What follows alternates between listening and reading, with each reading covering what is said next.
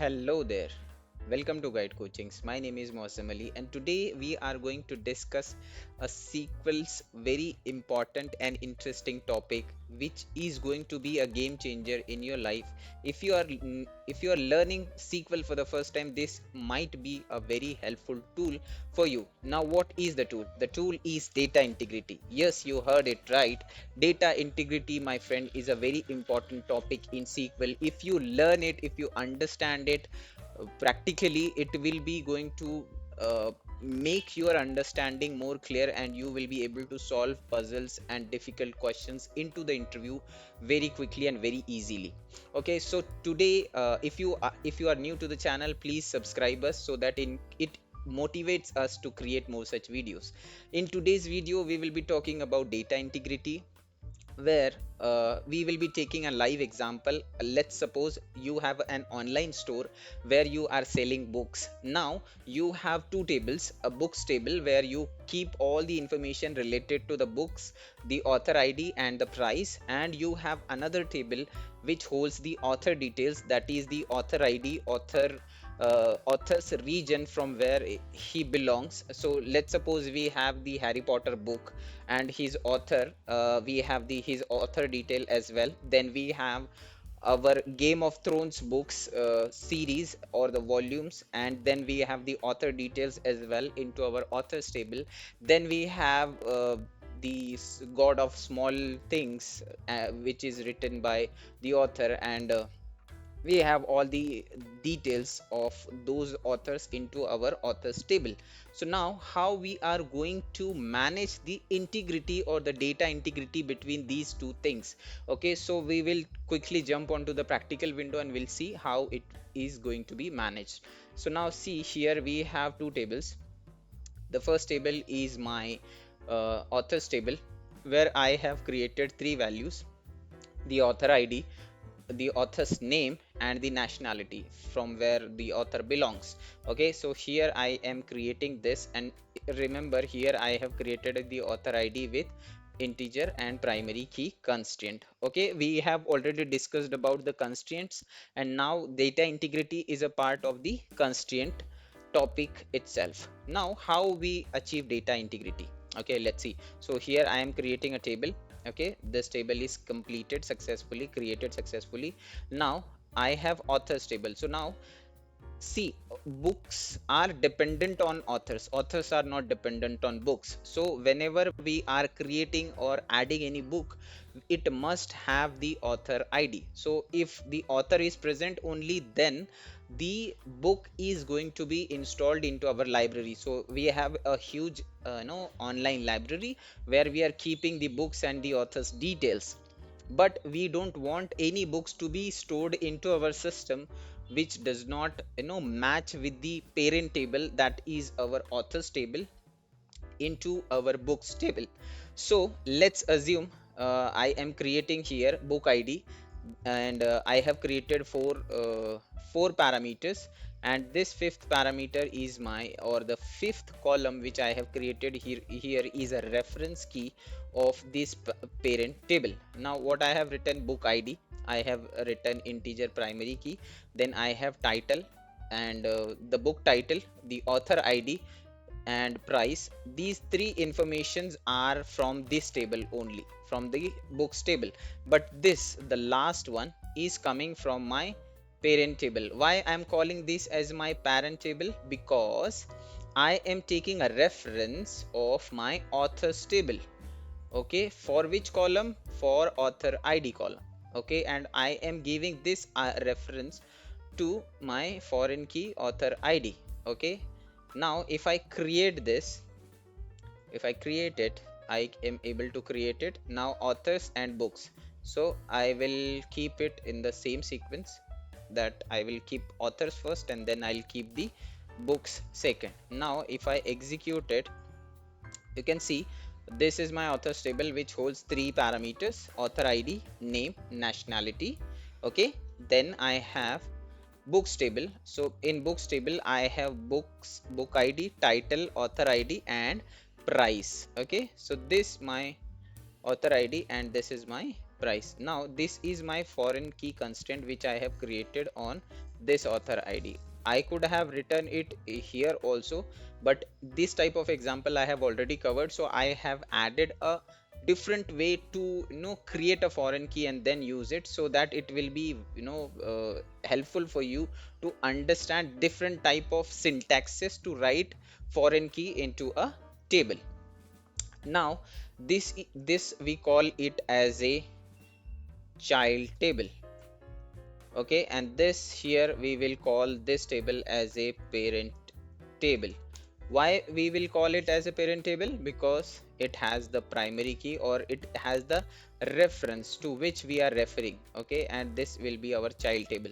So now in child table, whatever values it will hold the reference values of our parent table. So whatever our parent table holds, it will have the replica of it and no other new value for it. Okay, so we have already talked about the author, that is J.K. Rowling, who has written the most famous fictional novel, that is Harry Potter. So we are going to add that particular author into our authors table. Okay, here are the details. We are adding the author ID, his name and his nationality. So we are giving him number one, J.K. Rowling, and British. He is a British. So I am adding his record into my table. This record is added successfully. Okay, now I want to add George R.R. Martin, who is from America, and he has written a great book, that is Game of Thrones. So I am adding this author as well. Now see, I have added two authors. Okay, now I have added these two authors into authors table.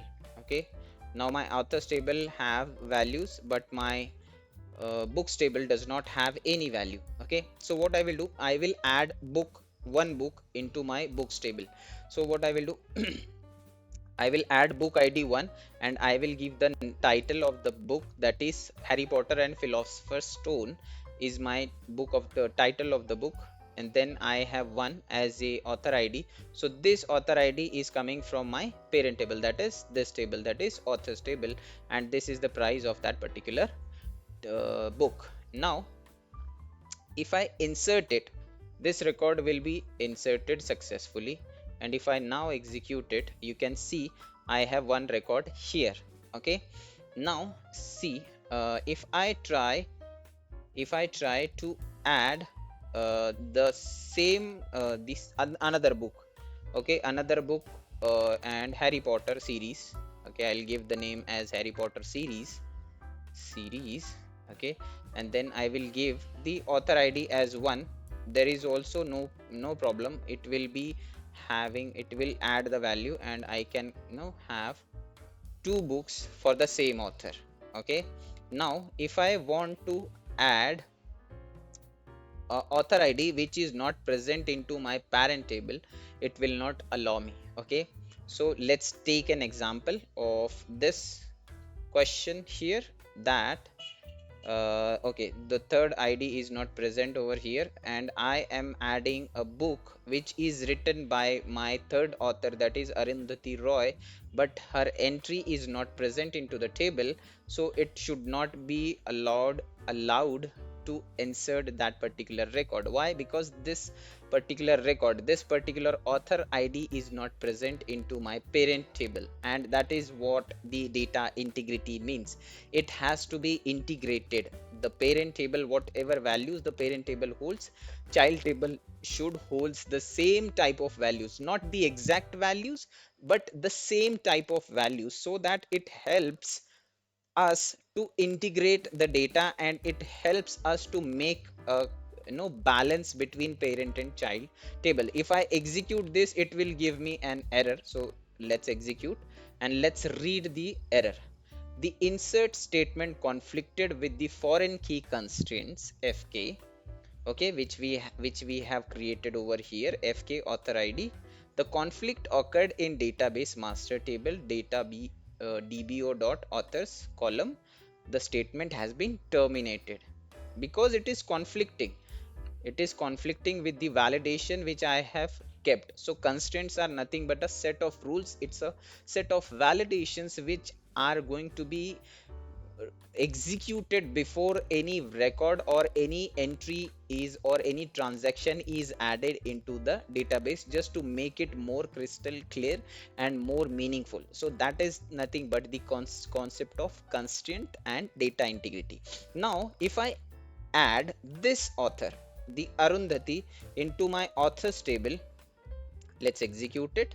So I have added now my parent table, that is the authors table, have the entry for the author Arundhati and her ID is 3. Now if I want to add her book, that is the God of Small Things, into my books table, I will be able to do it successfully. Okay, now it is allowing me. So now if you see, uh, here is my third entry, the God of Small Thing is successfully added. Why? Because now my parent table have the value of Arundhati Roy. Okay, and she's from India. So that is the reason we are able to add it.